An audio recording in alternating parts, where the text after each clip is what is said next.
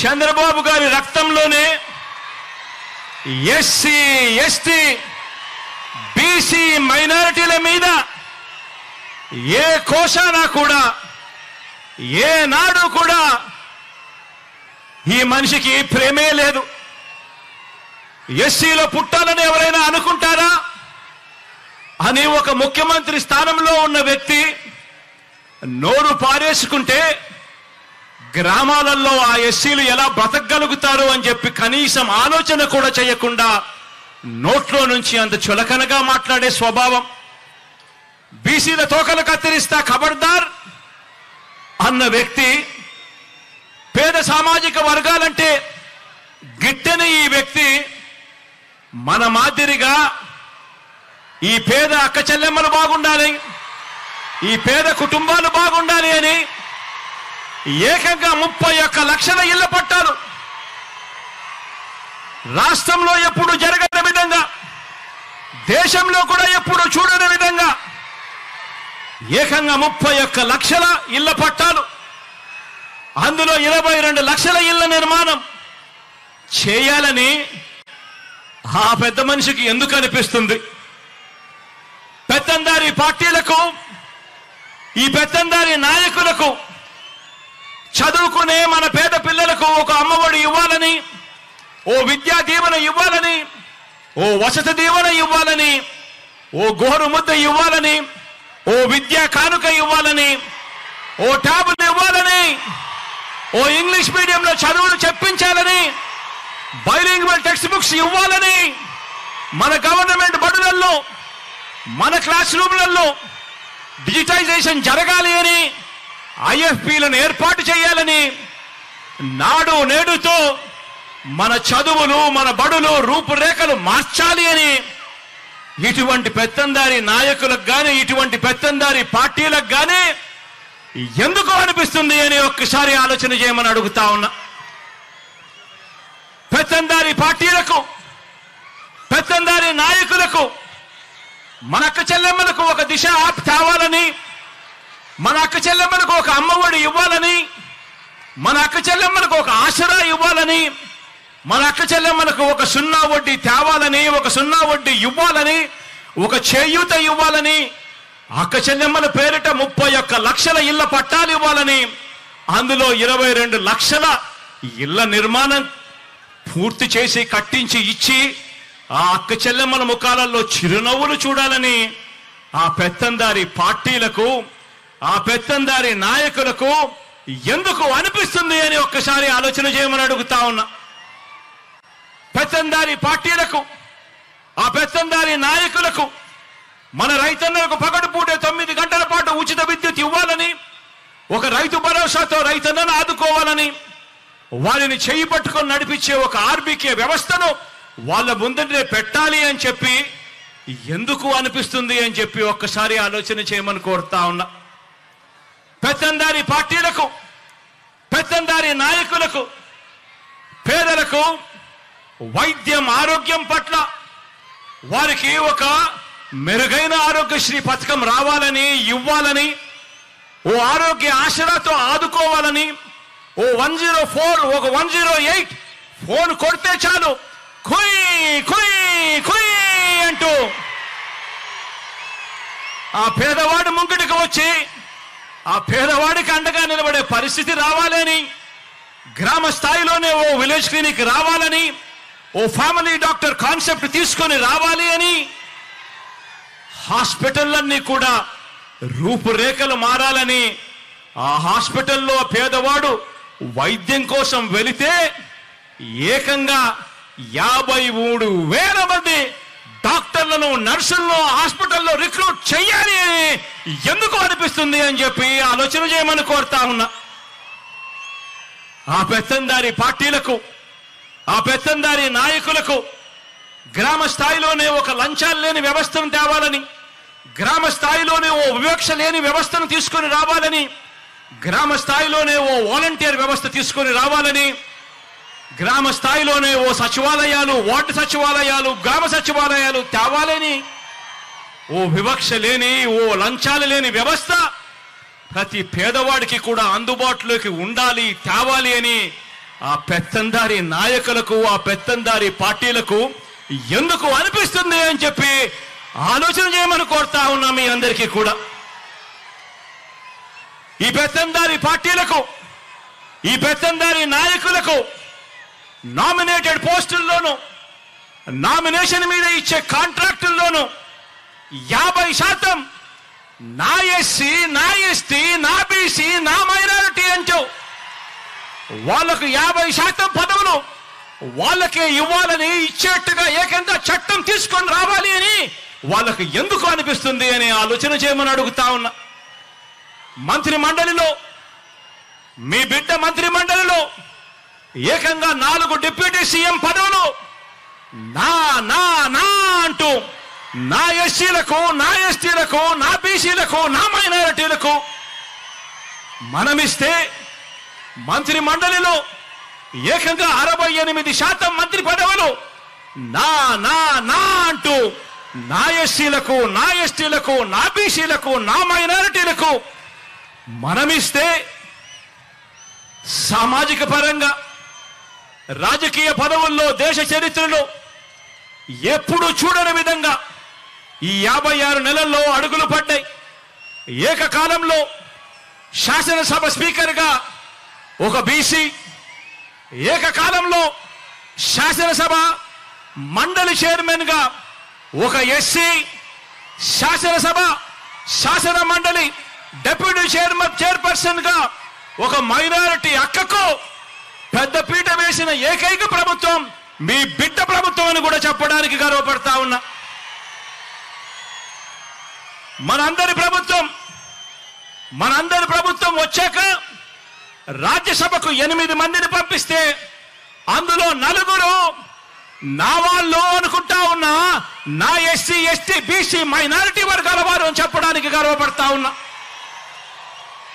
మన పార్టీ మండలిలో 43 మంది సభ్యులు మన పార్టీలో ఉంటే అందులో 43 మందిలో 29 మంది నా నా నా నేను పిలుచుకుంటా ఉన్నా నా ఎస్సీ, నా ఎస్టీ, నా బీసీ, నా మైనారిటీ, నా అన్నదమ్ములే, నా అక్క చెల్లెమ్ములేని గర్వంగా కూడా తెలియజేస్తా ఉన్నా. రాష్ట్రంలో 13 జడ్పీ చైర్మన్ పదవులుంటే, రాష్ట్రంలో 13 జడ్పీ చైర్మన్ పదవులుంటే అందులో 9 నా నా నా నా నేను పిలుచుకుంటా ఉన్నా నా ఎస్సీ, నా ఎస్టీ, నా బీసీ, నా మైనారిటీ, నా అన్నదమ్ములే, నా అక్క చెల్లెమ్ములేని చెప్పడానికి గర్వపడతా ఉన్నా. రాష్ట్రంలో 17 మున్సిపల్ కార్పొరేషన్ మేయర్లు ఉంటే 17 మున్సిపల్ కార్పొరేషన్ మేయర్లు ఉంటే అందులో 12 నా నా నా నా అని నేను పిలుచుకుంటా ఉన్నా నా ఎస్సీలు, నా ఎస్టీలు, నా బీసీలు, నా మైనారిటీలు, నా అన్నదమ్ములు, నా అక్క చెల్లెమ్మలు మేయర్ పదవుల్లో వాళ్ళే కనిపిస్తా ఉన్నారు అనంటే 87 మున్సిపాలిటీలు ఉన్నాయి రాష్ట్రంలో. అందులో 84 మీ బిడ్డ, మీ అందరి ఆశీస్సులు దేవుడు దయతో గెలిచాడు.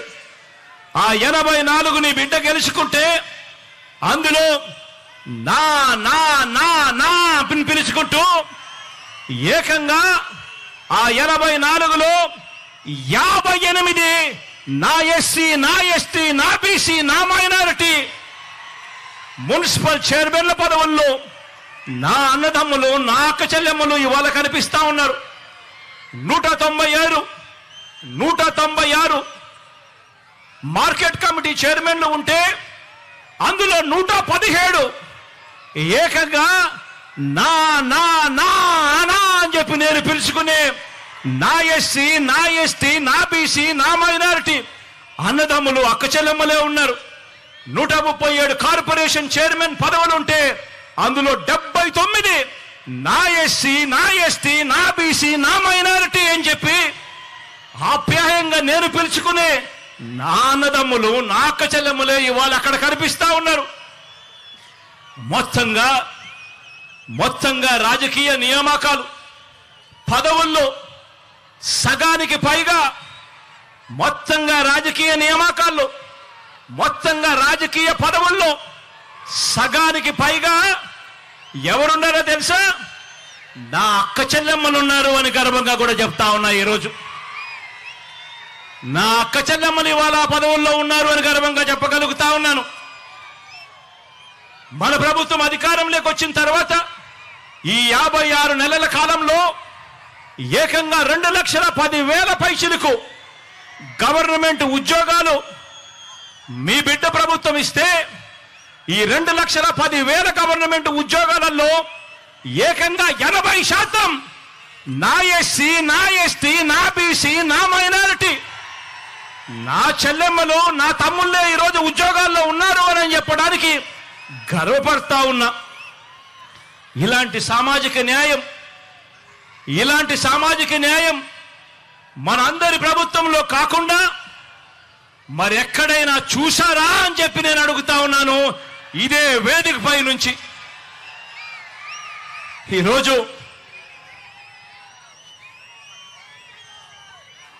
ఈ పెత్తందారి పార్టీలకు, ఈ పెత్తందారి నాయకులకు నా ఎస్సీలు, నా ఎస్టీలు, నా బీసీలు, నా మైనారిటీలు వారి కోసం నవరత్నాల పాలన అందించాలని కడుపులో ఉన్న బిడ్డ దగ్గర నుంచి పండు ముసలి అవ్వ తాత వరకు అందరి పట్ల ప్రేమ మమకారం చూపాలని వీళ్ళకి ఏ రోజైనా అనిపించిందా అని చెప్పి నేను అడుగుతా ఉన్నా. మీ బిడ్డ పాలనలో ఈ 56 నెలల కాలంలో 2,47,000 కోట్ల రూపాయలు నేరుగా మీ బిడ్డను బటన్ నొక్కుతున్నాడు. నా అక్క చెల్లెమ్మల కుటుంబాల ఖాతాల్లోకి నేరుగా డబ్బులు పోతా ఉన్నాయి. ఎక్కడా లంచాలు లేవు, ఎక్కడా వివక్ష లేదు. మరి రాష్ట్రాన్ని దోచుకునేందుకు మాత్రమే రాష్ట్రంలో పదవులు కావాలి అని చెప్పి ఆకాంక్షిస్తా ఉన్న ఈ పెత్తందారి పార్టీలకు, ఈ పెత్తందారి నాయకులకు ఏ రోజైనా కూడా ఇలాంటి వాళ్లకు ఇలా బటన్ నొక్కడం, ఇలా బటన్ నొక్కితే 2,47,000 కోట్లు పేద అక్క చెల్లెమ్మలకు పోయే పరిస్థితి ఉంటుంది, ఇలాంటి కార్యక్రమం చేయగలుగుతాము అని చెప్పి ఏ రోజైనా అనిపించిందా అని చెప్పి ఒక్కసారి ఆలోచన చేయమని కోరుతా ఉన్నా. ఇవన్నీ కూడా సామాజిక న్యాయాన్ని అందించడంలో విప్లవంగా పుట్టిన వ్యవస్థలు. ఈరోజు గ్రామ స్థాయిలో చిక్కటి చిరునవ్వుతో మన పిల్లలు కనిపిస్తారు. సచివాలయంలో మన గ్రామంలోనే ప్రతి 2,000 జనాభాకు ఒక సచివాలయం, ప్రతి 50 నుంచి 60 ఇళ్లకు ఒక వాలంటీర్, చిక్కటి చిరునవ్వుతో లంచాలు లేకుండా, వివక్ష లేకుండా ప్రతి అక్క చెల్లెమ్మను, ప్రతి పేదవాడిని, ప్రతి రైతన్నను చెయ్యి పట్టుకుని నడిపిస్తూ ఈరోజు గ్రామ స్వరాజ్యం అంటే ఇది, అంబేద్కర్ గారి కలలు కన్న రాజ్యం ఇది అని చెప్పి ఏకంగా ఆ పిల్లలు, ఆ చెల్లెమ్మలు, ఆ తమ్ముళ్ళు ఈరోజు గ్రామ స్వరాజ్యం అంటే ఇది అని చెప్పి దేశానికే చూపిస్తా ఉన్నారు. ఇవన్నీ కూడా సామాజిక న్యాయాన్ని అందించడంలో విప్లవంగా పుట్టిన వ్యవస్థలు. కాబట్టే మనం ఆచరించిన విధానాలకు ప్రతీకగా ఈ సామాజిక న్యాయ మహాశిల్పం అనే దాన్ని ఈరోజు మనం నిర్మించుకున్నాం. ఈరోజు మనం ఆవిష్కరణ కూడా చేస్తా ఉన్నాము అని ఇవాళ గర్వంగా చెప్తా ఉన్నాను.